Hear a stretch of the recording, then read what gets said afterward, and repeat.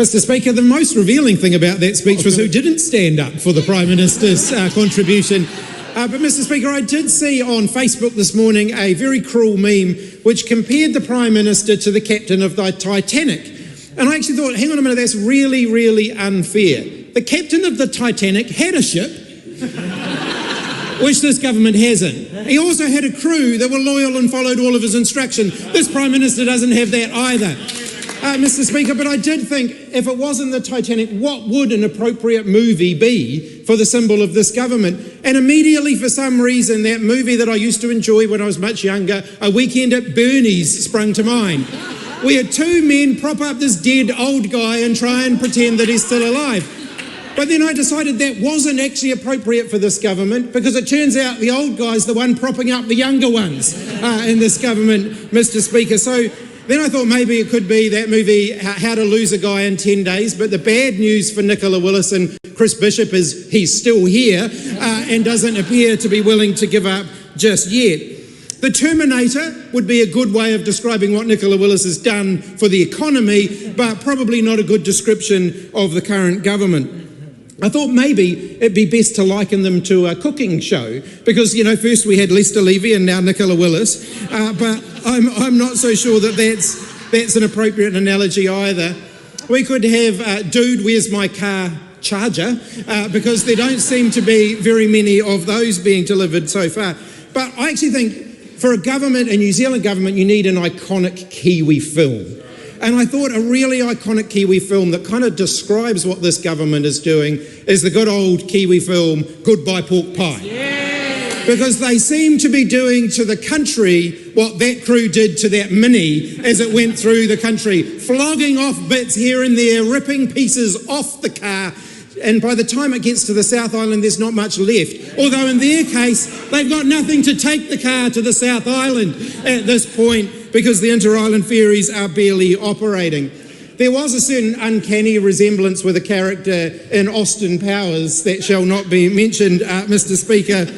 But actually, I think the most appropriate movie to compare this government to is Back to the Future, because that seems to be where they are taking the country. Let's catalogue the decisions they've taken this year, starting with the $2.9 billion tax cut they gave to landlords whilst cutting the support for first home buyers, repealing smoke-free legislation while giving over $200 million in tax breaks to tobacco companies, cancelling the inter-island ferries with no viable replacement strategy. I could spend the rest of my speech just talking about the various yoga positions the government have demonstrated over the last week when it comes to their potential alternative. The Dunedin Hospital thrown into limbo by this government. A hiring freeze in our health system when it is under so much pressure. They promised they weren't going to cut frontline services. How's that working out for those frontline services that are having their funding cut, that have got hiring freezes in place, or in many cases are actually having to lose staff? How do the health workers who are being taken off medical duties to sit on reception desks feel about the promise of no cuts to frontline staff? They promised that they weren't going to borrow for tax cuts. How's that one working out for the government's accounts as the level of borrowing increases by the day?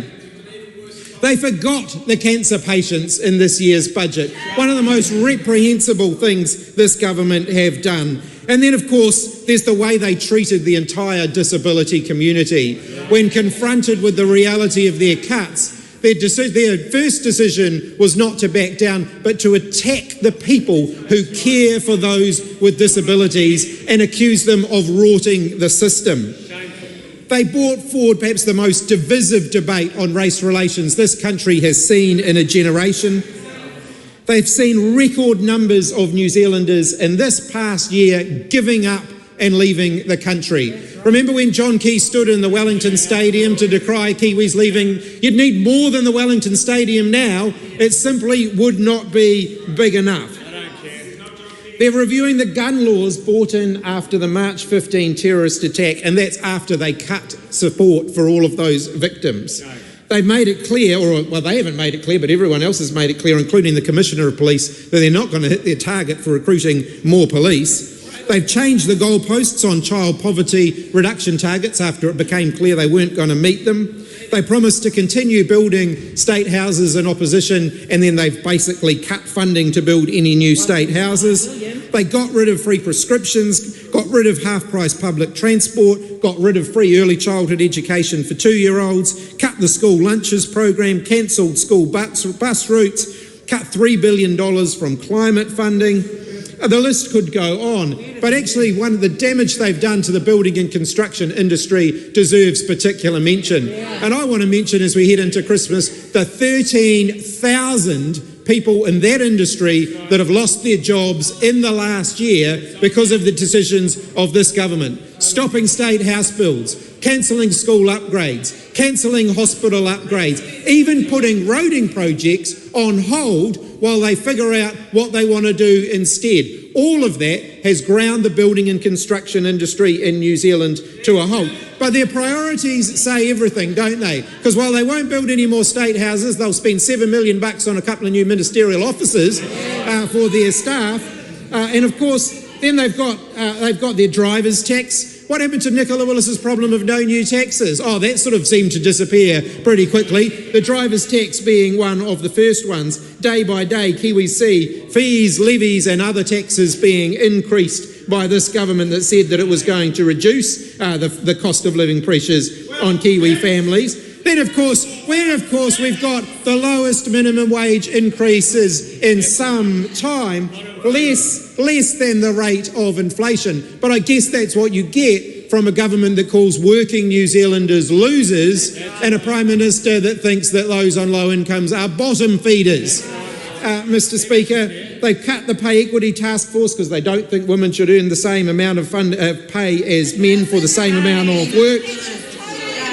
22,000 more New Zealanders on a job seeker benefit under this government. They said they'd prioritise the parent visa category in immigration. Nothing from them on that yet. They campaigned on bringing down rates, and yet rates are increasing at record levels because of the decisions that they have taken. They've walked the police back from being involved in family harm incidents, despite the fact that we know that's one of the contributing factors to levels of violent crime in the community. Their boot camps have been an absolute failure, as everybody told them they were going to be. Remember Nicola Willis campaigning on the app tax and saying how horrible it was and how it was going to crush the economy? Turns out that's quite a good idea now that they're in government and they're happy to claim the extra revenue from that. Mr. Speaker, the list is quite a long one, but I do want to spend the remaining 2 minutes that I have saying a genuine thanks to the people who keep this place operating.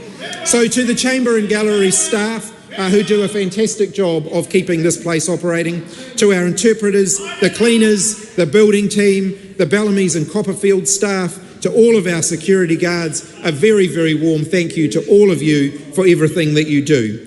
To the team at the Parliamentary Service, to those who work hard for all of us here on precinct and in our electorate offices, who are often the front line for those accessing democratic services, a very warm thank you to you wherever you are in the country. To the many volunteers and supporters that make our democracy tick, to the news media and the Parliamentary Press Gallery who do a fantastic job of holding us all to account. Thank you for all of your work. And then finally, to all of the whānau and families of all MPs who make huge sacrifices, and well, his family makes a sacrifice every day just for being his family, but to all of our families who make enormous sacrifices for us to do the jobs that we do, a very warm thank you to all of you. I hope you get a fantastic Christmas break.